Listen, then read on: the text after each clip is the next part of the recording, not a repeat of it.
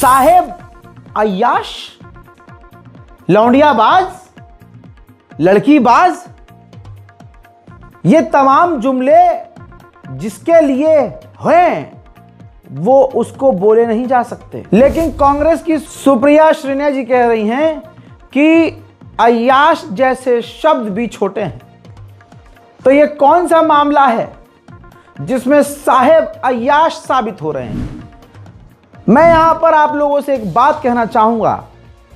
जो कपिल मिश्रा कल तक आम आदमी पार्टी में थे, अचानक से वो बीजेपी में आए, उनको बड़ा ओहदा मिला और वो दिल्ली के कानून मंत्री बन गए। ऐसे कैसे? कौन सी सीढ़ी, किसकी सीढ़ी उनके हाथ लगी, ये सवाल है। सदन का एक वीडियो वायरल हो गया है जो 8 मिनट का है। 27 मिनट, 28 मिनट, 5 मिनट, 2 मिनट वाले वायरल वीडियोस आप रोज देखते हैं। वैसा ही कुछ ये भी है जिसमें बात साहेब की है। वीडियो माननीय कपिल मिश्रा साहब की है। ऑलरेडी ये वायरल है वीडियो, लेकिन इसमें मोदी के बारे में खुलासा कर रहे हैं। आज जो खुद मोदी के पार्टी के हैं उन्हीं की वीडियो वायरल है, कपिल मिश्रा की। सदन का वीडियो है, एडिटेड नहीं है, जिसके अंदर वो बता रहे हैं कि मोदी की कोई वीडियो है किसी लड़की के साथ, वो लोगों के पास पहुंच गई है। ये पहले की वीडियो है ना। और मोदी जी किसी लड़की की जासूसी करवा रहे हैं, पुलिस को लड़की के पीछे छोड़ रहे हैं और होटल में लड़की के साथ हैं, बाजू वाले कमरे में हैं। ऐसी गंदी और गलीज तरीके की बातें मोदी जी के बारे में खुलासा, साहिब के बारे में खुलासा यही कपिल मिश्रा कर चुके हैं, जो आज उसी पार्टी में है और दिन रात मोदी मोदी करते हैं। तो ये सीढ़ी की वजह से क्या प्रधानमंत्री नरेंद्र मोदी जी ने कपिल मिश्रा को एक ओहदा दिया इनाम के तौर पर? कई तरह के सवाल खड़े हो रहे हैं, क्योंकि यह वीडियो जनता पूरी देखती नहीं है, न देखा है जनता ने पूरा, इस वजह से जनता को पता नहीं है। लेकिन अब पिछले 48 घंटे से यह वीडियो एक्स पर रीट्वीट हो रहा है, वायरल हो रहा है, और ये वीडियो देखने के बाद सबके दिमाग में घूम रहा है, क्या साहेब अय्याश है? और है तो इतना बड़ा। लेकर जाएंगे घर के, उस महिला का फोन बंद करा के सरकारी गाड़ी में बैठा के पीछे वाले दरवाजे से नरेंद्र मोदी के घर लेके जाया जाता है। और उसके बाद she was taken to the first floor and given a room across the chief minister's bedroom. उसको फर्स्ट फ्लोर में ले जाते हैं और मोदी जी के बेडरूम के बगल वाले कमरे में कहते हैं तुम्हें यहीं रहना होगा। अगले दिन वो महिला लिखती है कि होली का त्योहार था। अगले दिन बहुत सारे लोग मोदी जी से मिलने आए, लेकिन मोदी जी केवल थोड़ी देर के लिए नीचे गए मिलने के लिए, उसके बाद वापस कमरे में आ गए। उन मिलने वालों में आनंदीबेन पटेल भी गई थी। Shri Modi attended to them briefly and return to his quarters. बहुत थोड़ी देर के लिए लोगों से मिले, उसके बाद अपने कमरे में वापस आ गए। ये महिला इस बीच में बीमार भी होती है। She developed a fever and requested a physician. वो कहते हैं मेरी तबीयत खराब है, किसी डॉक्टर को बुला दो। तो मोदी जी क्या कहते हैं उससे? मोदी जी उससे कहते हैं कि calling a physician is impossible. Doctor को तो हम बुला ही नहीं सकते, किसी को पता लग जाएगा कि तुम यहां पे आई हुई हो। और उसके बाद मोदी जी उसको अपने जीवन की घटनाएं सुनाने लग जाते हैं और अगली बार उसको कार से भेजा जाता है। इसके बाद इसी एफिडेविट में लिखा है, जो सुप्रीम कोर्ट के अंदर जमा किया गया है, कि वो महिला भावनगर जाती है जिस वक्त मोदी जी साउथ अफ्रीका के टूर में गए हैं, और वहां से भी मोदी जी को चैन नहीं पड़ता, वहां से भी उसको फोन और एसएमएस करने का सिलसिला जारी रखते हैं। Petitioner found that she was constantly in touch with Sri Modi, who was abroad and probably in South Africa at the time. She also conveyed to the petitioner that Sri Modi asked her about the petitioner's office routine and habits and whether the petitioner knew about the relationship they shared. In one conversation, Miss showed the petitioner a text message that the chief minister has sent her from abroad. और खास तौर पे इस महिला से बात करने के लिए अलग मोबाइल नंबर मोदी जी ने रखा हुआ था, वो मोबाइल नंबर भी इस एफिडेविट के अंदर दिया गया है। इसके बाद इससे भी ज्यादा खतरनाक बात होती है, इस पेटिशनर प्रदीप शर्मा जिन्होंने सुप्रीम कोर्ट में एफिडेविट दिया, इनके पास एक लेटर आता है कि एक सीडी है इस महिला की किसी व्यक्ति के साथ सेक्स करते हुए, और वो सीडी जो है वो सरकार के पास है, इसीलिए प्रदीप शर्मा इस महिला से मिलना बंद कर दें। और इस लेटर के आने के बाद प्रदीप शर्मा के साथ कई तरह के टॉर्चर होने लगते हैं, और प्रदीप शर्मा ये कहते हैं लास्ट में, it now appears to the petitioner that Shri Modi started believing that the videos involving Miss perhaps included Shri Modi himself। यानी कि मोदी जी को ये लगा कि मोदी और उस महिला के बारे में जो वीडियो सीडी है वो खुद इस पेटिशनर के पास आ गई, और इसीलिए इस पेटिशनर के साथ कई तरह के केस और कई तरह के मामले दर्ज करके इनका पूरा कैरियर बर्बाद करने की कोशिश की जाती है। और अध्यक्ष महोदय, ये सीडी और ऑडियो रिकॉर्डिंग इसके बहुत शौक हैं। विजेंद्र गुप्ता जी को आज उनके सारे शौक पूरे कर देते हैं विधानसभा के अंदर। अभी भी गए कि मैं जाके बाहर दिखाऊंगा लोगों को एक ऑडियो सीडी, एक सीडी मैं इस विधानसभा में ऑन रिकॉर्ड रखना चाहता हूं, और ये सीडी अमित शाह की है। अमित शाह की पुलिस अधिकारियों के साथ बातचीत की है, और ये सीडी वो घिनौना सच हिंदुस्तान के सामने लेके आती है कि कैसे एक मुख्यमंत्री एक लड़की, अपने से आधी उम्र की लड़की के पीछे पड़ता है, और पीछे कैसे पड़ता है, पूरी की पूरी पुलिस उसके पीछे लगाता है। केवल पुलिस नहीं, वहां की इंटेलिजेंस एजेंसी और यहां तक कि एटीएस के अधिकारियों तक को भी एक लड़की के पीछे लगा देता है, उसकी एक एक पल की खबर रखने के लिए। पुलिस अधिकारियों के बीच में खुद पुलिस अधिकारी सिंघल, 267 फोन कॉल का रिकॉर्ड है, 267 कॉलों का रिकॉर्ड दिया गया है, सीबीआई के पास भी दिया गया था। और इसमें सिंघल ने खुद बोला है, अगस्त से लेकर सितंबर 2009 के बीच में उस लड़की के प्राइवेट मूवमेंट और प्राइवेट कन्वर्सेशंस को रिकॉर्ड करने के लिए, पीछा करने के लिए अमित शाह किस तरीके से पुलिस वालों को निर्देश दे रहे हैं। मैं चाहता हूं सदन के अंदर उस सीडी को चलाया जाए।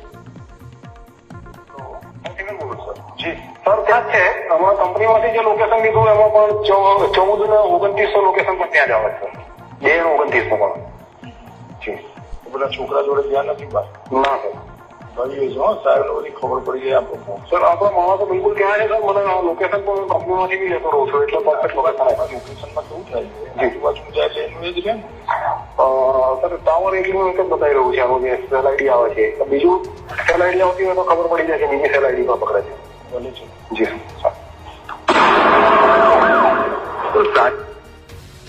इसमें अमित शाह जी सिंघल नाम के अधिकारी को कह रहे हैं कि वो जहां गुजराती में ये बात है रही और उनको ये बोल रहे हैं कि उस जगह के मोबाइल टावर की सारी रिकॉर्डिंग ले लो, जिस होटल में वो रुकी है सारी रिकॉर्डिंग ले लो, और जो लड़का उस लड़की से मिलने के लिए आने वाला है उसके सारे डिटेल चाहिए। आगे सुनिए। लगभग जवाना की कुछ नहीं सर। हाँ जी जी सर એટલે સાંજે કહું મંચે જોઈ લેજો। હા જી સર હું જાણકારી આપું છું। ગોયર વાળું जी सर પેલા ભાઈ ભાવનગર પહોંચી ગયા? हाँ पहुंची गया सर, लोकेशन मिले तो रात में पहुंची गया सर। હવે જો આ છોકરી મુંબઈ જવાની હોય ને તો પેલો મુંબઈ ના જાય। હા રાઈટ રાઈટ રાઈટ રાઈટ वो समझे तो? हाँ समझी गया जी जरा જોડાવ તો जी जी जी અને સાંજના વિમાન જરા જોડાઈ લો जी जी जी। वो लड़की शाम की फ्लाइट से मुंबई जाने वाली है, और मोदी जी अधिकारी को कह रहे हैं कि गो एयर की फ्लाइट है, किसी हालत में भी मुंबई नहीं पहुंचनी चाहिए। अमित शाह बोल रहे हैं, बार बार बोल रहे हैं कि साहब को सब पता है, साहब को सब पता है, साहब पता करना चाहते हैं इस लड़की के बारे में, साहब को सब पता है, और किसी भी हालत में ये मुंबई नहीं पहुंचनी चाहिए लड़की। खबर पड़े क्या सर? ना सर मैं પેલા કહ્યું છે, મને જોઈને આપે છે સર કે છે સાહેબના ફોન પર ફોન કરે નહીં, મને જાણ કરે છે સર, 10-15 મિનિટ લાગશે। હા એરપોર્ટ પર શું થયું છે પછી આગળ? સર પેલો છોકરો મૂકીને નીકળી ગયો છે, આપણો માણસો જો ત્યાં જ છે, હજુ ફ્લાઇટ ઉપડવામાં 10 મિનિટની વાર છે જી સર। હવે મેં જોઈ લીધી છે, હોટલ પણ જોઈ લીધી છે, માણસો પણ બરાબર ગોઠવેલા છે, તમામ વ્યવસ્થા થઈ ગયેલી સર। ત્યાં મતલબ મેઇન ગેટની સામે જ આપણો એક માણસ ગોઠવાઈ ગયો છે, એટલે ત્યાંથી નીકળશે ત્યાંથી ફોલો ચાલુ થઈ જશે એનો। બહાર મેઇન રોડ પર બી એક માણસ છે, આગળ પણ એક માણસ છે આપણો એક। 10 સેકન્ડ તો જોડાવ ખાતરી કરેલો રહશે જી જી ખાતરી કરે સર। પેલું ઇન્ટરસેપ્શનમાં એવું આવ્યું છે કે એક દિવસ એક્સટેન્ડ કરાયો છે એને, બસ એવું એ તો બરોબર છે અત્યારે અમારે સડે ખાતરી કરેલું સર જી જી હા ચાલો પછી મને ફોન જી જી પહેલે જોડ્યો જી જી જી સર પહેલે જોડ્યો તો મહેમાન અંદર કેવડો જી જી સર હા જી અત્યારે વાત કરી લોકો સાથે ફક્ત બહાર આપણે માણસો બરોબર ઇન્વેસ્ટ કરી ગયા હા જી સર અત્યારે ત્યાં છે પણ શોપિંગ કરી આવ્યા જી અને પેલા છોકરાને જેના જોવા નથી આવ્યા अध्यक्ष महोदय, इसमें अमित शाह कह रहे हैं कि मोदी जी मेरे साथ ही बैठे हैं, साहब मेरे साथ ही बैठे हैं। साहब कह रहे हैं कि अंदर दो हैं, एक लड़की और एक लड़का है, उनके सारे नजर रखो। वो पुलिस अधिकारी कह रहे हैं कि मैंने पूरी टीम लगाई है, जैसे ही वो होटल से बाहर निकलेंगे हम उनका पीछा करेंगे। एक एक रिकॉर्ड हमारे पास है, उनके फोन रिकॉर्ड हो रहे हैं। और ये अमित शाह बोल रहे हैं उस वक्त वहां गृह मंत्री, यानी गृह मंत्री एक लड़की का पीछा कर रहा है, पूरी की पूरी पुलिस की फोर्स लगी हुई है। मुख्यमंत्री उस लड़की में इंटरेस्ट ले रहे हैं, मुख्यमंत्री उसको अपने घर बुला रहे हैं। घर पीछे वाले दरवाजे से आनी चाहिए, फोन स्विच ऑफ रहना चाहिए, डॉक्टर भी ना आ जाए गलती से उस लड़की के साथ कुछ हो जाए। साउथ अफ्रीका में जाके हजरात, इसमें कोई छेड़छाड़ नहीं की गई। दिमाग की नसें आपकी खुली होंगी ना। बीवी को छोड़ दिया, क्यों छोड़ा भाई? देश के लिए। तो ये कौन थी भाई? ये वीडियो एडिटेड तो नहीं है। कपिल मिश्रा जी ने पूरे एफिडेविट के साथ, आंकड़ों के साथ ये सदन में सबमिट किया है। मोदी जी की ऑडियो भी सुनाई है, जो अधिकारी से बात कर रहे हैं, लड़की की जासूसी करवा रहे हैं। ये किसके हाथ में देश है भाई? कैसी मानसिकता है उस आदमी की? हजार तरह के सवाल आपके दिमाग में आ रहे होंगे, लेकिन यही आदमी हर जगह फर्जी साबित हो रहा है। लेकिन यही आदमी आज देश चला रहा है। दूसरी तरफ इस आदमी का कंट्रोल कहां कहां तक है, सोच नहीं सकते। एक वीडियो है संसद का, जब वंदे मातरम पर बहस हो रही है और जब साहेब को ही कहा जाता है कि भैया आपको वंदे मातरम पढ़ना पड़ेगा। भाई समझाया होगा टीम ने कि आप पढ़ेंगे तो रौला होगा। अब साहेब को वंदे मातरम याद हो तो पढ़े ना। अब वंदे मातरम साहेब देख के पढ़ते हैं। और संसद का जो कैमरामैन है, जो डिपार्टमेंट है, कैमरा डिपार्टमेंट, वो कितना कंट्रोल किया हुआ है मोदी ने। सोचिए कि जब मोदी जी नीचे देख के पढ़ते हैं तो कैमरा फौरन हटा दिया जाता है उनके पास से, और जब मोदी जी सामने देख के पढ़ने लगते हैं तो कैमरा उनकी तरफ कर दिया जाता है। फिर जब मोदी जी नीचे देखते हैं, टीपते हैं, तो कैमरा फिर हटा दिया जाता है, और जब टीप के फिर पढ़ते हैं तो कैमरा उनके मुंह पर कर दिया जाता है। यह पूरे हिंदुस्तानियों के साथ, भारतीयों के साथ फ्रॉड हो रहा है। एक साथ पूरे हिंदुस्तानियों को बेवकूफ बनाया जा रहा है, जिसे कहते हैं साहेब प्रधानमंत्री मोदी, जो इस देशवासियों को बेवकूफ बना रहे हैं। तम ही दुर्गा दश प्रहरण धारिणी, कमला कमल दल विहारिणी, वाणी विद्या दायिनी, नमामि त्वाम नमामि कमलाम, अमलाम अतुलाम, सुजलाम सुफलाम, मातरम वंदे मातरम। आपने देखा एक ही वीडियो के अंदर अगले इंसान का फर्जीपना। अगले आदमी के बारे में आप जहां जहां जांच करेंगे, देखेंगे, सब फर्जी निकलेगा। हर चीज फर्जी निकल रही है। यह रिपोर्ट आप देखिए, कहा गया था कि 500 के और जो नए नोट बनाए गए हैं 2000, वो फर्जी नहीं हो सकते, उनकी कॉपी नहीं की जा सकती। धीरे धीरे 2000 के नोट मार्केट से दोस्तों गायब हो गए। बिजनेस स्टैंडर्ड में छपा है कि 500 रुपये के नोट नकली 37% बढ़ गए हैं। और फर्जी आदमी ने क्या कहा था कि इसको कॉपी करना, हमारे नए नोट को बनाना, वो बहुत ही मुश्किल है, नामुमकिन है। लेकिन मार्केट में 37% 500 के नोट आज इसी मोदी सरकार में नकली घूम रहे हैं। यह अखबारों में छप चुका है। लेकिन झूठे ने आपसे क्या कहा था? झूठे ने तो आपसे यह भी कहा था कि 15-15 लाख रुपए आपके अकाउंट में आएंगे। आ गए? ओ मजा लीजिए। संसद में तमाम मुद्दों पर चुपके से नीचे से जवाब दिया जा रहा है, सुमड़ी में, और सामने वंदे मातरम पर बहस हो रही है, मजाक बनाया जा रहा है और पूरे भारत को बर्बाद कर दिया गया है इस मोदी सरकार के द्वारा।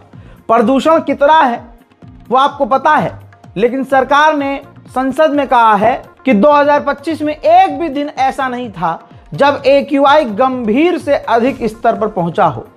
ऐसा कोई डेटा ही नहीं है जिससे ये कहा जा सके कि वायु प्रदूषण की वजह से किसी की मौत हुई है। लीजिए, मतलब मोदी सरकार कह रही है अब AQI आपका क्या है, आप मैप में हिंदुस्तान को लाल लाल देखेंगे। पूरी दुनिया में ये चर्चा है कि भारत की राजधानी दिल्ली सबसे ज्यादा प्रदूषित है, लेकिन क्योंकि वहां भाजपा बैठी है इसलिए सारी रिपोर्ट्स को झूठों की तरह खारिज कर रही है और नंगे होकर संसद में झूठ बोल रहे हैं। संसद जैसे मंदिर में भाजपा हर सेकंड झूठ बोल रही है, लेकिन यह तो उन लोगों के मुंह पर तमाचा है जो भाजपा सरकार चुनकर दिल्ली में लेके आए। भाई यही नहीं, अब AQI यानी जो प्रदूषण नापने का फार्मूला होता है वो पूरी दुनिया में एक है और दुनिया ऐसे ही नापती है। अब मोदी ने फार्मूला ही बदल दिया है। लो जी लो, कर लो बात। भाई साहब, इंडिया ने अपना ही फार्मूला बना लिया है। नहीं समझ रहे? प्रेस ट्रस्ट ऑफ इंडिया ने शेयर किया है। अब AQI बहुत हाई आ रहा था, पूरी दुनिया भारत को कह रही थी कि भाई इतना ज्यादा AQI है, तो मोदी जी ने कह दिया नहीं, हमारा AQI अलग होगा, हम अपना AQI अलग से नापेंगे, हमारा फॉर्मूला अलग होगा। भाई ऐसा कौन हुतिया बनाता है अपने ही देशवासियों को? फॉर एग्जाम्पल, पूरी दुनिया में जो गाड़ियां चलती हैं उसका स्पीड मीटर एक जैसा होता है। अगर 200 किलोमीटर प्रति घंटा गाड़ी चल रही होगी तो वो 200 पर सुई रहेगी। अब हमारी भी मान लीजिए 200 पर चल रही है गाड़ी, तो दुनिया देख रही है हाँ 200 पे, भाई हिंदुस्तान की गाड़ी, भारतीय गाड़ी है 200 पे चल रही है। मोदी जी ने कहा नहीं, ये 200 पे कहां चल रही है, हमारे यहां 200 को 50 माना जाएगा, हमारे यहां 200 को। ये खेल खेल रही है मोदी सरकार। और तो और पूरी दुनिया में भ्रष्टाचार के, करप्शन के लाइन में 96 स्थान पे, 96 स्थान पर आ चुका है भारत। मतलब करप्शन बढ़ता जा रहा है भारत में। इसके लिए भी मोदी सरकार आ जाएगी कोई नया फार्मूला के लिए। नहीं, जब तक हम पहले नंबर पर नहीं आएंगे हम अपने आप को 10वें नंबर पर भी नहीं मानेंगे। हमारे यहाँ तो करप्शन नहीं है। ऐसा ही कोई फार्मूला गू चाट के कोई भाजपा का नेता ले आएगा। हजरात, जो भी मोदी सरकार का विरोध करेगा, चाहे कोई भी हो, चाहे वो राम जी का भक्त हो, चाहे वो कट्टर हिंदू हो, कट्टर सनातनी हो, अधिकारी हो, मिटा दिया जाएगा। दोस्तों, पूर्व IPS ये मोदी सरकार की आलोचना कर रहे थे। अचानक से योगी सरकार ने 20 साल पुराने केस में अमिताभ ठाकुर को फंसा दिया और जेल में भेज दिया। अमिताभ ठाकुर ने जाते जाते, या यूं कहूं मरते मरते, ये बात कह दी कि मुझे सरकार से खतरा है, मेरी जान को खतरा है, मुझे मारा जा सकता है। मुझे अपनी जान का खतरा है और देखिए ये लोग किस तरह मेरे साथ व्यवहार कर रहे हैं। मेरे साथ भी हो सकता है, मैं चाहता हूँ कि मेरी जान की रक्षा की। देखिए किस तरह मेरे साथ कर रहा है, देखिए किस तरह अब आदमी व्यवहार कर रहे हैं। देख लीजिए आप लोग, मुझे अपनी बात तक कहना है। देख लीजिए, देख लीजिए, देख लीजिए। ये अधिकारी हैं, पूर्व अधिकारी, जिन्होंने देश की इतनी सेवा की। आज सिर्फ वो योगी सरकार की आलोचना कर रहे थे तो 20 साल पुराने मामले में उनकी जिंदगी जहन्नम कर दी गई। यह है रामराज।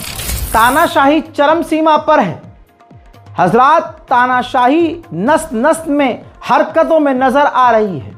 योगी सरकार की, योगी जी की इस वीडियो को देखिए जिसमें वो जनता को, महिलाओं को बुलाकर उनकी पता नहीं कौन सी रिपोर्ट्स देख रहे हैं।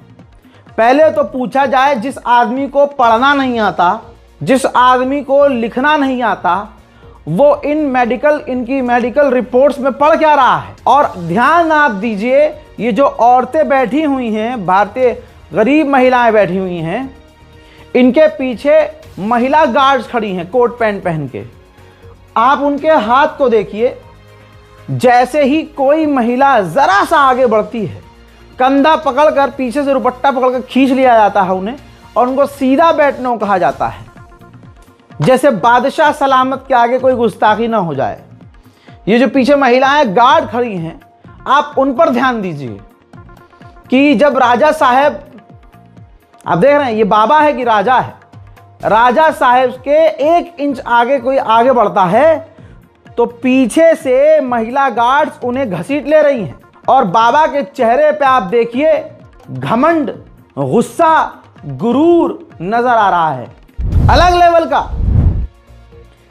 अब ये खौफ है कि महिलाएं 1 इंच आगे नहीं हो सकती, या फिर तानाशाही है। हद हो गई है। किस तरह से इसी भाजपा के नेताओं ने भारत को बर्बाद किया है। न्यूज़ 24 खुद पोस्ट किया है एक खबर को। भाजपा की असलियत यह है, नकली दवा के मामले में दोषी पाए गए हैं बीजेपी के मंत्री जीवेश मिश्रा जी। लेकिन आप ये बेगैरती उस समुदाय की देखिए जो इनको सपोर्ट करता है। जब इनके पाप प्रभु श्री राम की कृपा से सामने आते हैं तो वो समाज पूरी तरह से चुप हो जाता है। यूपी में एक आदमी रोज भगवा पहनकर झूठ बोलता है, पूरी बेशर्मी और बेगैरती से नफरत फैलाता है। उसी के देश, उसी के प्रदेश, उसी के इलाके में, उत्तर प्रदेश में वाराणसी में नकली कफ, जहरीला कफ सिर्फ भारी मात्रा में हमारा प्रशासन पकड़ता है दोस्तों। लेकिन प्रशासन कफ सिरप के उस सरगना को नहीं पकड़ पाता है। क्यों नहीं पकड़ पाता है? वो योगी का दोस्त है, मोदी जी का दोस्त है, अमित शाह जी का, किसका दोस्त है? उसके स्टॉक पकड़े जा रहे हैं। लेकिन कमाल ये है कि सरगना नहीं पकड़ा जा रहा है। सनातनी होगा, हिंदू नामी होगा, इसलिए नहीं पकड़ा जा रहा है, या किसी बाबा के करीबी होगा। भारत में 1000 मुद्दे हैं जिन पर बात होनी चाहिए, लेकिन झूठी सरकार, डरी हुई सरकार वंदे मातरम पर बहस कर रही है। बीजेपी ने किस तरह से गोदी मीडिया को कंट्रोल करके घोड़ी बना दिया है, यह सबूत है। हजरात, राजस्थान का वीडियो, हनुमानगढ़ में एथेनॉल फैक्ट्री लगाने का विरोध जारी है। 2 दिन से इंटरनेट बंद कर दिया गया है। प्रदर्शनकारी 16 गाड़ियों में आगजनी, तोड़फोड़ कर चुके हैं, सरकार सुन नहीं रही है। दरअसल ड्यून एथेनॉल प्रणाली कंपनी 45 एकड़ जमीन पर 40 मेगावाट का प्लांट लगा रही है। अब स्थानीय लोगों का सीधा कहना है कि इससे प्रदूषण बढ़ेगा। सितंबर 2024 से लगातार आंदोलन जारी है, जो अब हिंसक हो गया है। शांतिप्रिय तरीके से जब प्रदर्शन चल रहा था, मोदी सरकार ने नहीं सुना। अब हिंसक हो गया है तो इन्हें आतंकवादी घोषित कर दिया जाएगा। याद है ना, लद्दाख में 5 साल से लगातार प्रदर्शन चल रहे थे शांतिप्रिय तरीके से, सरकार सुन नहीं रही थी। अंजना ओम मोदड़ी और ऐसे घोड़ी मीडिया बहुत सारे भाई सोनम वांगचुक के बारे में खबर नहीं दिखा रहे थे। लेकिन जैसे ही हिंसक प्रदर्शन हुआ, सोनम वांगचुक को गिरफ्तार कर दिया गया और गायब कर दिया गया, और उस एक्ट के अंतर्गत जेल में ठूसा गया, जो एक्ट आतंकवादियों के लिए बनाया गया था, जो इस देश के लिए, अपनी सेना के लिए सैकड़ों काम कर चुका है, इंटरनेशनल लेवल के अवार्ड जीत चुका है। उसको आतंकवादी एक्ट के जरिए ऐसे गिरफ्तार करके इस तरह से जेल में डाला गया जैसे वो आतंकवादी है, सिर्फ इस वजह से क्योंकि वो भाजपा से अपना हक मांग रहा था। ये है रामराज। कहा जाता है कि दिल्ली में महिलाएं बिल्कुल सेफ नहीं हैं। हमारी माँ बहन दिल्ली में सेफ नहीं है। दिल्ली की लड़कियां खुद बताती हैं कि उनको दिल्ली में डर कितना लगता है। लेकिन अब महिलाएं अपनी सुरक्षा अपने हाथ में ले लें, क्योंकि जो महिला आयोग है दिल्ली में, वो पिछले साल से बंद है। यानी अगर सीधी बात बताऊं तो भाई महिला आयोग खुला ही नहीं है। दिल्ली में द वायर की रिपोर्ट के अनुसार महिलाओं की सुरक्षा संबंधित चिंताओं के बीच दिल्ली महिला आयोग 1.5 साल से बंद पड़ा है। आयोग की आखिरी नियुक्ति अध्यक्ष स्वाति मालीवाल थी, जिन्होंने जनवरी 2024 को राज्यसभा जाने के लिए पद छोड़ दिया है। और स्वाति मालीवाल वो महिला हैं जो अब बड़े पद पर जा चुकी हैं और संसद में भी जाती हैं तो वो रील बनाकर पोस्ट करवाती हैं, लग्जरी लाइफ जी रही हैं। जनता के लिए कौन जीता है, सब अपनी मौज के लिए जीते हैं।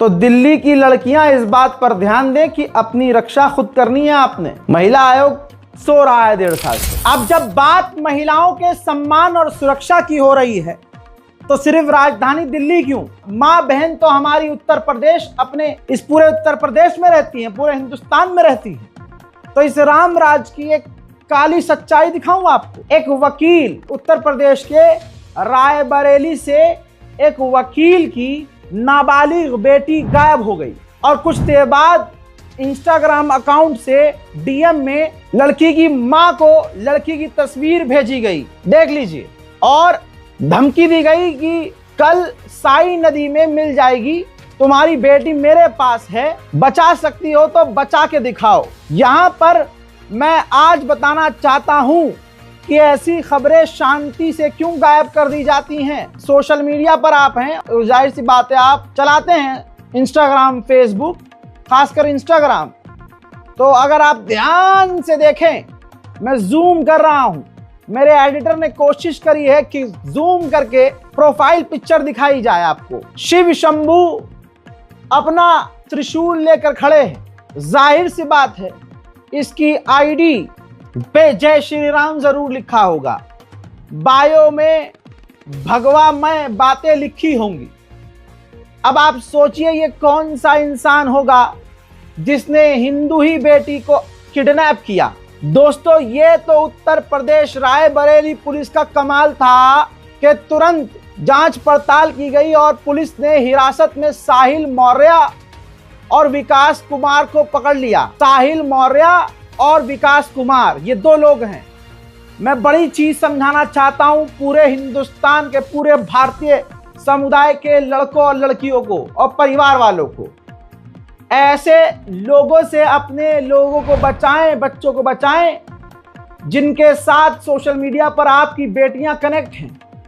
यहां तक तिलक लगाकर हिंदू नाम से होते हैं और भगवान की डीपी लगाते हैं या मोदी की डीपी लगाते हैं और बायो के अंदर उनका पूरा एकदम यानी हिंदूमय होता है, लेकिन वो सबसे बड़े क्रिमिनल होते हैं। आज खुद हिंदू क्रिएटर्स बताते हैं और बता रहे हैं कि भाई मेरी बीवी को गाली बक रहे हैं, लड़कियों को गाली बक रहे हैं। वो अकाउंट जिनके अकाउंट में जय श्री राम लिखा होता है, तो आज ये समुदाय एक्सपोज हो रहा है। अब पहली बात तो ये क्लियर हो गई, 2 हिंदू ही गिरफ्तार हुए जिसने वकील की नाबालिग बेटी को किडनैप किया था। अब सबसे बड़ा खुलासा दूसरा बता रहा हूं। पुलिस ने खुलासा किया है कि जिस लड़की को किडनैप किया, जिन 2 लड़कों ने, वो 1.5 साल से इन लड़की को जानते थे, पहचानते थे, दोनों संबंध में थे। यानी वो दोनों लड़के इस लड़की को 1.5 साल से जानते थे। अब लड़की उनकी गर्लफ्रेंड थी, लड़का उसका बॉयफ्रेंड, नहीं पता, लेकिन हिंदू बेटियों को आज हिंदू लड़कों से ही खतरा है। ये बात बहुत सीधी है, लेकिन समझने के बाद भी आज मीडिया के अंदर ये खबर नहीं है, क्योंकि इसमें हिंदू मुसलमान एंगल नहीं है। अब सोचिए उस लड़की के साथ ये क्या क्या कर सकते थे, लेकिन यहां पर उत्तर प्रदेश पुलिस की ईमानदारी देखिए, ना एनकाउंटर हुआ, और योगी सरकार की ईमानदारी देखिए, ना बिल्डोजर चला, और गोदड़ी मीडिया की असलियत देखिए कि ना इन भांडगिरियों ने मीडिया में एक खबर चलाई, क्योंकि ये आतंकवादी हिंदू समुदाय से थे। ये हमारी देश की नाबालिग बेटी को किडनैप करने वाले हिंदू समुदाय से थे। डीपी पर शिव शंभू लगे थे। सर, एक लड़की बरामद हुई, क्या था मामला? देखिए, थाना भदौकर में आज दोपहर में एक लड़की की सूचना मिली कि वो घर से अचानक से गायब हो गई। उसके पिता अधिवक्ता हैं तो काफ़ी अधिवक्तागण थाने पर आए और उन्होंने बताया कि उनकी बेटी का अपहरण कर लिया गया है और जो अपहरण करता है उसने एक गंभीर मैसेज इनके इंस्टाग्राम पर मैसेज किया है, जिसमें लड़की को कुर्सी से बंधा हुआ दिखाते हुए और मैसेज ये किया है कि आपकी लड़की को मार के साई नदी में फेंक दिया जाएगा। इस तरीके का मैसेज किया तो काफ़ी गंभीर हो गई थी घटना और इसमें जिले के सभी अधिवक्तागण काफ़ी एजिटेटेड थे। इसमें मुकदमा तत्काल धारा 140 BNS के अंतर्गत दर्ज किया गया और CO सिटी की नेतृत्व में पूरी टीम लगी। इसमें SOG प्रभारी, सर्विलांस प्रभारी और थाना भदोकर के थाना सभी लोग। आज जितने भी हिंदू संगठन और हिंदूवादी लोग हिंदू धर्म की बात कर रहे हैं, ये स्कैम कर रहे हैं। जो गाय माता को बचाने की बात करते हैं वो गाय माता को खुद ही कटवा रहे हैं। जो महिला सुरक्षा की बात करते हैं वो महिलाओं के साथ, महिलाओं के खिलाफ अपराध खुद कर रहे हैं। अब इस नौजवान को देखिए, ये गौ रक्षा दल का था हजरात, इसने अपनी अम्मा ही बेच दी। इसलिए मुसलमान किसी जानवर को अपनी मां नहीं बताता। पुलिस ने एक संघ परिवार ऑर्गेनाइजेशन के व्यक्ति को गिरफ्तार किया है, उदुपी नल्लौर के इलाके से, केरला से। इसका नाम है शिव प्रसाद, 28 साल इसकी उम्र। 22 नवंबर को करकला रूरल पुलिस स्टेशन से गिरफ्तार किया गया है इसे। यह विश्व हिंदू परिषद और बजरंग दल के साथ काम करता था। इस पर इल्जाम यह है, खुलासा यह हुआ है कि इसने, जो गौ रक्षा दल का सेवक था, इसने ही गाय माता को एक बूचड़ खाने के व्यक्ति को काटने के लिए बेच दिया था। गाय कौन है? गाय एक समुदाय की मां है, जिस समुदाय से यह आदमी आता है। तो आज आप क्या देख रहे हैं कि अपनी मां को ही बेच कर खा जाने वाला मुसलमान नहीं हिंदू है। प्रोपेगेंडा क्या चलाते हैं कि मुसलमान ऐसे हैं। तुम कैसे हो, पहले अपनी औकात चेक करो, जो तुम्हारी औकात है ही नहीं। उधर भाई देश में सांप्रदायिकता फैलाने वाले, नरसंहार की तैयारी करने वाले कौन है? इल्जाम मुसलमानों पर फर्जी, असलियत में खुले में ये हथियार बेच रहे हैं। हजरात, हिंदू संगठन का व्यक्ति बाबा 2-2 हजार रुपये में 2 से 3 किलो की खतरनाक तलवार सीधा आपके घर भेज रहा है।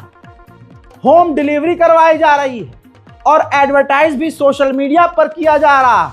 सवाल यह है कि कहां है पुलिस? सवाल यह है कहां है अजीत डोभाल? सिर्फ एक फिल्म उन पर धुरंधर फर्जी फिल्म बना दी गई तो अजीत डोभाल उसमें खुश हो गए क्या? कहां है हमारे देश की रक्षा करने वाली NIA? कहां है हमारी खुफिया एजेंसी? कहां है हमारा कोर्ट? कहां है हमारे अधिकारी? आप देखिए। नमस्कार दोस्तों, मैं हूं शम्स इब्राज, हिंदू सेना का राष्ट्रीय अध्यक्ष। अब पूरे देश के में सभी सनातनी हिंदू ये तलवार प्राप्त करें। 1 किलो की तलवार है, ये 3 फुट के लगभग की तलवार है और हिंदू सेना की लाइसेंसी ये तलवार है।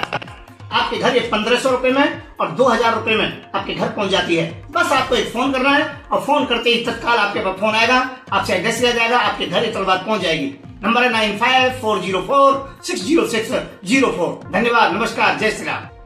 जी हाँ, 2-2 हजार रुपए में ये हथियार बेच रहे हैं। मुसलमानों को ये तमाम चीजें देखकर संभलना चाहिए कि अब जब सरकार आपके खिलाफ हो रहे इस कदम पर खामोश है तो आपको अपनी जान कैसे बचानी है। देश में हिंदू संगठन दंगा फैलाने की खुले में कोशिश कर रहा है, लेकिन सरकार खामोश है क्योंकि सरकार यही शायद चाह रही है। ये एक बड़ी बात है। आपको मैं बरेली का एक वीडियो दिखा रहा हूं। बरेली के मुसलमानों, देखो तुम्हारी नाक के नीचे क्या किया और सरकार ये देखकर खामोश। भाई, हिंदू संगठन एक तरफ क्या हो रहा है, एक तरफ हथियार बांटे जा रहे हैं हिंदुओं को, ठीक, दूसरी तरफ यही हिंदू संगठन मुसलमानों को भड़का रहे हैं, उकसा रहे हैं। तो ये क्या है, लिंक कीजिए। एक तरफ फ्रेम में आप देखिए हथियार बांटे जा रहे हैं, बेचे जा रहे हैं, खुले में मुसलमानों के खिलाफ हथियार बेचे जा रहे हैं। दूसरी तस्वीर में आप देखिए बरेली उत्तर प्रदेश में गौरक्षक ऋषभ ठाकुर ने सार्वजनिक शौचालय पर बाबर शौचालय और दूसरी तरफ मौलाना अरशद मदनी की तस्वीर पैखाने पर, शौचालय पर लगाया है और वीडियो बनाया। हजरात, अरशद मदनी के हिंदुस्तान में कितने चाहने वाले हैं। अरशद, मौलाना अरशद मदनी हमारी आंखों के तारे हैं।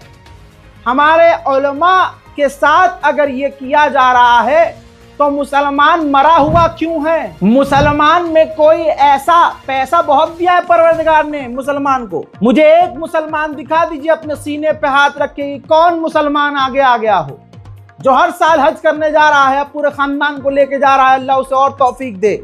लेकिन उसके पास इतनी तौफीक नहीं कि 4 लोगों के साथ मिलकर कहे कि भाई हम पैसा खर्च करेंगे, संविधान का इस्तेमाल करेंगे, हम अपने उलमा, अपने दीन की इस्मत को बचाएंगे। हम कब तक सहेंगे? हम कब तक चुप रहेंगे? ये दर्द मेरा जो सीने से फट रहा है ना, ये इसलिए नहीं कि वो ये कर रहे हैं, बल्कि इसलिए कि हमारे बुजुर्ग खामोश हैं। क्या हमारे अंदर इतनी गैरत नहीं है कि हमारे उलमा को, हमारे पैगंबर इस्लाम को, हमारे दीन को गालियां बकी जाती हैं?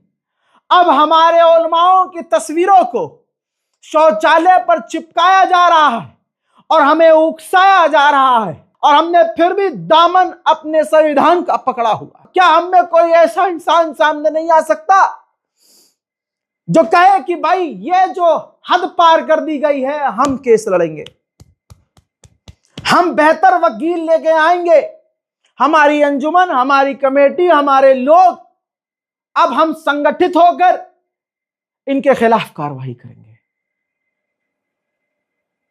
हम कितने बेगैरत हो चुके हैं, कोई आवाज उठाने वाला नहीं है। अरशद मदनी, अरे उस बुजुर्ग ने तो तलवार की धार पर खड़े होकर हमेशा हक बयान किया। क्या हमने उनकी बात पर अमल किया? क्या हम उनके साथ खड़े हैं, या सिर्फ 2 लाइन कमेंट पर लिखकर सोचेंगे हम कि ओ हम तो अरशद मदनी के साथ? बरेली की पुलिस ने जब ये वीडियो ट्विटर पर वायरल हुआ तो बस फॉर्मेलिटी के लिए बता दिया कि हमने जो है आगे कार्रवाई करने के लिए प्रकरण में संबंधित को जांच कर कार्रवाई हेतु निर्देश दे दिया है। बरेली पुलिस से यह हाथ जोड़कर हमारा निवेदन है कि मुसलमान को भड़काने और मुसलमानों की भावनाओं को आहत करने वाले लोगों के खिलाफ सख्त कार्रवाई करें।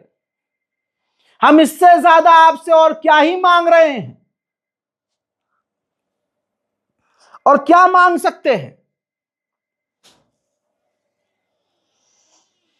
उम्मीद है कि बरेली पुलिस जल्द इनकी फोटो और वीडियो भी जारी करेगी जब ये जेल के अंदर, और उम्मीद यह है कि ये बाहर ना आए। यह सुनिश्चित करना तो हमारे अपने वकीलों का काम है, लेकिन हमारे बुजुर्ग खामोश हैं। देख रहे हैं ना, एक तरफ हमारे खिलाफ हथियार बेचे जा रहे हैं, दूसरी तरफ ये लगातार भड़का रहे हैं। फिर वो जानवर फिर से सामने आया है, अभिषेक ठाकुर, जो मुसलमानों को सीधा भड़का रहा है, लेकिन इसके खिलाफ जब आवाज मुसलमान उठाता है तो क्राइम ब्रांच स्पेशल सेल आवाज उठाने वालों के घर पहुंच जाती, बाप को गिरफ्तार करती है, पुलिस धमकियां देती है उसको जो मांग करता है कि इन्हें गिरफ्तार करो। ये हम कौन से मुल्क में रह रहे हैं भाई? हजरात, छेड़ वो रहे हैं, छाड़ वो रहे हैं, मार वो रहे हैं, गरिया वो रहे हैं, लेकिन ये जानवर कैमरे के आगे आके फिर क्या बोल रहा है?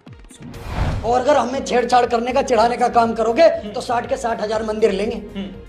हर मस्जिद में शिवलिंग निकलेगा, ध्यान रख लेना कहाँ जाओगे फिर। और अगर हमें छेड़छाड़ करने का, चिढ़ाने का काम करोगे तो 60 के 60 हजार मंदिर लेंगे। हर मस्जिद में शिवलिंग निकलेगा, ध्यान रख लेना कहाँ जाओगे फिर। अभी तक सोचिए, हमारे पास कोई ऐसा वकील नहीं है, हमारे पास कोई ऐसा मजबूत इंसान नहीं है। भाई हम क्यों देखें MIM को ही सिर्फ? क्या ये फर्ज सिर्फ MIM का ही है कि भाई वो मदद के लिए आए, ओवैसी मदद के लिए आए, और वो क्या ये हमारा दीनी फरीजा नहीं है? क्या पूरे बंबई में कोई मुसलमान नहीं है? क्या कोई महाराष्ट्र में कोई दीन वाला नहीं है? क्या दिल्ली में, क्या हरियाणा में, क्या पंजाब में, क्या उत्तर प्रदेश में किसी मुसलमान के सीने में कौम की हमदर्दी नहीं है कि भाई संवैधानिक तरीके से कार्रवाई करें, पूरा प्लान तैयार किया जाए, वकीलों की मदद ली जाए, एफआईआर दर्ज की जाए, एफआईआर दर्ज न हो तो कोर्ट जाया जाए इन ऐसे लोगों के खिलाफ जो रोज मुसलमानों को भड़काने का काम कर रहे हैं। मेरा क्या है, मैं बोलते मर जाऊंगा, आप सुनते सुनते मर जाइएगा अगर आपका नंबर नहीं आया तो। ये चलता रहेगा। हजरात, कानून हमारे साथ कैसा है ये भी ध्यान रखने योग्य बात है। ये लड़का आपको याद है, मतलब कहानी समझिए। कहानी ये है कि बहराइच में हिंसा कोर्ट के मामले पर फैसला सुनाया गया कि मुख्य आरोपी सरफराज को फांसी की सजा सुना दी गई।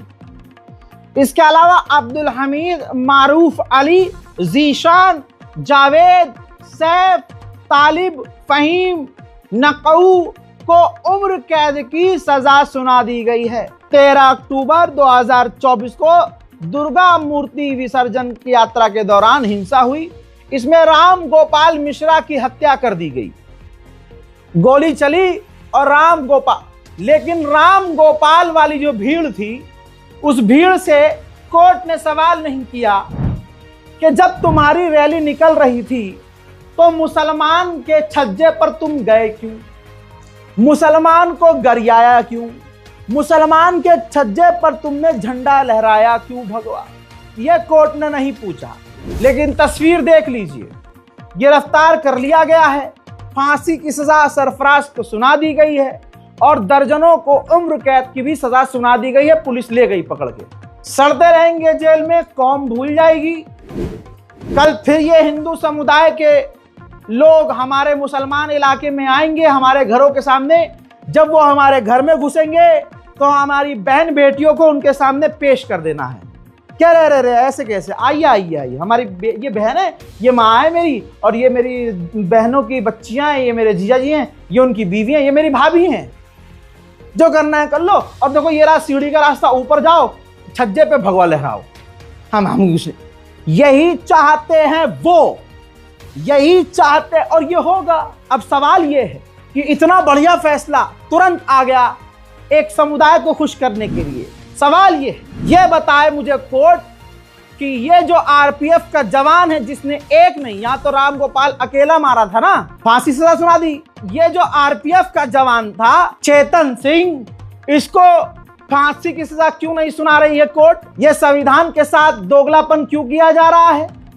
मुसलमानों के साथ धोखा नहीं तो ये क्या है? जिसने तीन लोगों की जान ली, कोर्ट क्यों परेशान है? मुसलमानों पर ज्यादती क्यों कर रहा है? इसको फांसी की सजा क्यों नहीं सुनाई गई है अभी तक? सरफराज को फांसी सुनाई। अब आप मजे की बात देखिए, उस दौरान हिंदू समुदाय ने झूठ ये फैलाया था कि जो राम गोपाल था उस बेचारे को मुसलमानों ने घसीटा, नाखून उखाड़े, करंट लगाया, तलवार से मारा। लेकिन ये रहा आपके सामने बहराइच पुलिस की उस वक्त की अपील कि 2024 10वां महीना 13 तारीख को कस्बा महाराजगंज थाना हरदी जनपद बहराइच में घटित घटना में एक हिंदू व्यक्ति की हत्या के संबंध में सोशल मीडिया पे सांप्रदायिक सौहार्द को बिगाड़ने के उद्देश्य से भ्रामक सूचना जैसे मृतक को करंट लगाना, तलवार से मारना, नाखून उखाड़ना आदि बातें फैलाई जा रही हैं, जिसमें कोई सच्चाई नहीं है। पोस्टमार्टम से मृत्यु का कारण गोली लगने से होना पाया गया है। इस घटना में एक व्यक्ति के अतिरिक्त अन्य किसी की मृत्यु नहीं हुई है। अंततः सभी से अनुरोध है कि सांप्रदायिक सौहार्द बनाए रखने के लिए अफवाहों पर ध्यान न दें व भ्रामक सूचनाओं को प्रसारित न करें। ठीक, लेकिन जब सरफराज को आज फांसी की सजा सुनाई है तो कोर्ट ने यह भी माना है कि उसके पैरों को इस तरह से जलाया गया कि नाखून बाहर निकाल दिए गए। मतलब पुलिस ने राम गोपाल मिश्रा की हत्या में जिस थ्योरी को झूठ बताया, कोर्ट ने अपने फांसी के फैसले में सरफराज के खिलाफ उस झूठी थ्योरी को शामिल किया। यह है न्याय हमारे लिए। लेकिन आरपीएफ का जवान ना अभी तक लटकाया गया, ना उम्र कैद की सजा सुनाई गई। ऐसे ही वर्दी पहनने वाला मुसलमानों के खिलाफ आतंकवादी मदन गोपाल तिवारी, जिसने 14 साल के बच्चे की कनपट्टी पर दिल्ली में बारात में नकली बेचारा पैसा लूट रहा था, सर पर गोली सटाकर मार दी। कोर्ट उसे फांसी की सजा नहीं दे पा रहा है। आप समझ रहे, सीआईएसएफ का जो है वो हिंदू है, ऊपर से तिवारी है। सरफराज को फांसी हो गई है, लेकिन 14 साल के नाबालिग बच्चे के कनपट्टी पर माउजर लगाकर गोली मारकर मौज काट रहा है वो। अभी सजा नहीं सुना पा रहे हैं जज साहब। कब होगी सजा? सरफराज को हो गई है लेकिन फांसी। ऐसे ही बुलंदशहर में बूढ़ी मां के एक जवान मुसलमान लड़के फेरी वाले को हिंदुओं ने, जिसका एक का नाम भारत है, दूसरे का नाम राजेंद्र वर्मा है, फेरी वाले को कत्ल कर दिया। बूढ़ी मां तड़प तड़प कर अभी तक बेहोश हो रही है। न्यायपालिका उन्हें फांसी की सजा राजेंद्र वर्मा और भारत को नहीं दे पा रही। कितने ऐसे मामले सुनाए जाए भाई?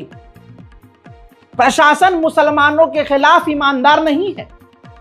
एक और मामला आया है, सुनो आप। मुजफ्फरनगर में सुबह सुबह पुलिस की वर्दी में गुंडे पहुंचते हैं तो वो पुलिस वाले, लेकिन अंदर क्योंकि भगवादारी गुंडा है, पहुंचा, मस्जिद के मुअज्जिन को बुलाया, उससे बदतमीजी की। मस्जिद के मुअज्जिन से कहा कि भाई यह अजान कैसे हो रही है? उसने कहा अजान की परमिशन है, 4 माइक पहले थे हटवा दिए गए हैं, 1 माइक की परमिशन है। कहा परमिशन कहाँ है? कहा ये लगी हुई परमिशन, ला दे परमिशन। परमिशन दी मुअज्जिन साहब ने। तो उत्तर प्रदेश पुलिस का यही है कैरेक्टर। तो उत्तर प्रदेश पुलिस के उस अधिकारी ने पहले तो फाड़ के फेंक दिया और परमिशन को कहा कि बत्ती बना के दूंगा। बदतमीजी की, धार्मिक भावनाएं आहत की, गाली गलौज की। मुअज्जिन साहब का कहना यह है कि मुझे मारा पीटा गया। सीसीटीवी फुटेज भी रिलीज कर दिया गया है, देख लीजिए ध्यान से आंख खोलकर। ये देखिए किस तरह से वहां पर गुंडों की तरह, जब पूरे इलाके में अंधेरा है, शांति है, चुपके से चोरों और मवालियों की तरह पुलिस मस्जिद के बाहर, स्पेशली मस्जिद के बाहर जाती है। मस्जिद के बाहर जाने के बाद मुअज्जिन से बदतमीजी करती है। कुछ सेकंड के बाद इस फ्रेम से बाहर मुअज्जिन साहब को धक्का मारते हुए पुलिस वाला, उत्तर प्रदेश पुलिस वाला लेकर जा रहा है। यह सीसीटीवी फुटेज वायरल है और अब मुअज्जिन का बयान सुनिए। अजान पढ़ के यहाँ गेट में, अजान पढ़ के मैं यहाँ से 2 लड़के पहले ही खड़े थे पुलिस वाले, तो उन्होंने कहा अजान नहीं हो गया। मैं कहा अजान तो होने वाली है अभी। तो मैंने अजान पढ़ दी जाके। तो मैं जैसे अजान पढ़ के यहाँ गल्ला रख रहा था, तो आते ही उसने पता नहीं, उन्होंने पुलिस वालों ने उन्होंने फोन करके यहाँ बुलाया। तो जब भी 3-4 और आलिया दरोगा आ लिया, तो यहाँ के अल्लाह अजान की परमिशन किसने दी? मगर अजान से पहले से ही हो रही। पहले माइक पे हमारे होते और माइक लगे थे, हमने उतार ली उनके कहने से ही। फिर 1 माइक की इजाजत दी थी और परमिशन भी हमारे एक पे ही है। तो उन्होंने कहा परमिशन कहा? मगर ये लग रही। तो उन्होंने परमिशन उखाड़ के फेंक दी। तो कह रहे थे पिछवाड़े में घुसा दूंगा तो परमिशन को भी तुम्हारी। अच्छा, आपको ये कहा कि आपकी परमिशन को आपके पिछवाड़े में घुसा दूंगा? जी जी, उन्होंने दुआन ने। और वहां से जाकर थाने में मुझे सुबह ही उन्होंने जाकर, जब ये हमारे साथ अंदर गए नमाज के बाद, तो वहां से उनसे पहले कह रहा कि अल्लाह का अगर अजान पढ़ दियो तो पाकिस्तान भेजाओ, तुम यहाँ तुम्हारा कोई काम नहीं है। दरोगा ने कही ये बात उसने, जिसने मेरे बजाय आया। ये हमारे उत्तर प्रदेश की पुलिस का हाल है। वर्दी गलत नहीं है, वर्दी के अंदर जो इंसान है ना दोस्तों, वो मुसलमानों से इतनी नफरत करता है। अब तो भाई सीआईएसएफ का जवान मुसलमान बच्चे को गोली मार देता है कनपट्टी पे बंदूक रख के। आरपीएफ का जवान, रेलवे का जवान मुसलमान को पहचान के ट्रेन के अंदर गोली मार देता है। हिंदू समुदाय मुसलमान गरीब फेरी वालों को मॉब लिंच करके मार रहे हैं, लेकिन उनको फांसी नहीं होगी। फांसी उनको होगी जो मुसलमान है। सरफराज को फांसी हो गई, बात खत्म। This is new India, Modi is new India. गलती उनकी नहीं है, हम बेगैरत हैं भाई। बताइए, जो हमारी महफिलों में आप गरीबान क्यों नहीं पकड़ते? हमारे महफिलों में अजी हम तो यूं कर देते हैं, हमने यूं कर दिया। मैं जो गली में हमारे मुसलमान कौम के जो नेता बनते हैं, उनसे पूछो अजी नेताजी इस वाले मामले में कुछ कर सकते हो तुम? नेता की हवा निकल जाएगी। गली में जो बदमाश बनता फिरता है ना मुसलमान नामी, उससे कहो भाई इसमें क्या कर सकते हो तुम? फट के 4 हो जाइए, इस मामले में नहीं पड़ते हम। नहीं, ये औकात है हमारी। कोई भी आ रहा है हमको मार के जा रहा है, कोई भी आ रहा है दीन को गाली बक रहा है, कोई भी आ रहा है हमें भड़का रहा है, हमारे खिलाफ हथियार बेच रहा है। हमें मुसलमानों को क्या करना है? क्या करना है? रात को नहारी खानी है, दोपहर में बिरयानी खानी है, रात को 3 बजे तक जागना है, दोपहर 12 बजे तक सोना है। मुसलमानों को आप देखो क्या जिंदगी हम जी रहे हैं। सबसे गंदगी हमारे इलाके में, हमारे घर की औरतें चौथी मंजिल से, तीसरी मंजिल से चौथी मंजिल, रात को 1 बजे गंदा गंदा कूड़ा इकट्ठा करके बीच सड़क पे चुपके से फेंक देंगी गली में। हिंदू इलाके में जाइए आप, किसी की हिम्मत नहीं होती, सारे हिंदू रह रहे हैं, कोई बीच सड़क पे कूड़ा नहीं फेंकता। आप जाइए, मैं किसी इलाके का नाम नहीं लूंगा, आप फर्क देखिएगा। हिंदू इलाके में आप जाइए, सुबह 4 बजे 5 बजे हिंदू महिलाएं अपने घर की, भाई चौखट से लेकर जिनके उनके घर के आगे आता है एरिया, भाई वो बाल्टी ठंड में भी धो रही होती हैं। जब हम सो के उठते हैं तो उनका आधा दिन निकल चुका होता है, आधा दिन काम कर चुके होते हैं वो।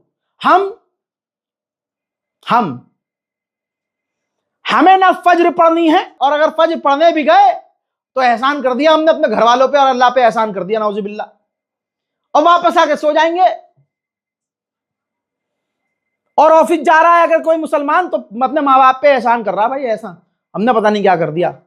चौथी मंजिल से हम कूड़ा फेंक रहे हैं नीचे चुपके से। सुबह कूड़े की गाड़ी आ रही है तो मुसलमान घरों में सो रहा है और घरों के बाहर कोनों में कूड़ा इकट्ठा हो रहा है। फिर कहते हैं जी हमारी गली गंदी है, गवर्नमेंट साफ नहीं करवा रही। अबे गवर्नमेंट रोज साफ कर रही है, जब गाड़ी आती है सालो तुम सो रहे होते हो। जी हिंदू इलाकों में सफाई करते हैं हमारा, क्यों नहीं भाई? वो करते हैं, वो कूड़े वाला नहीं है, कूड़े वाले हम हैं, हम कूड़ा फैलाते हैं। हमारे यहां पाकीज़गी ना, नजासत हां, हमारे यहां सफाई ना, गंदगी हां। हमारे घर की औरतें भाई साहब 2 बजे दोपहर में सो के उठ रही हैं, रात को 12, 1, 2 बजे तक चल रहे हैं, सीरियल चल रहे हैं, फालतू की चीजें चल रही है। मैं बोलना नहीं चाहता हूं। ये है हम, ये है हमारी जिंदगी, ये हम है मुसलमान। सुधर जाइए, अपने घर से शुरुआत करनी पड़ती है। इस रिपोर्ट को शेयर करना चाहे तो करिएगा, अपनी राय लिखना चाहे तो लिखिएगा, वरना बिरयानी खा के सो जाइएगा। वस्सलाम।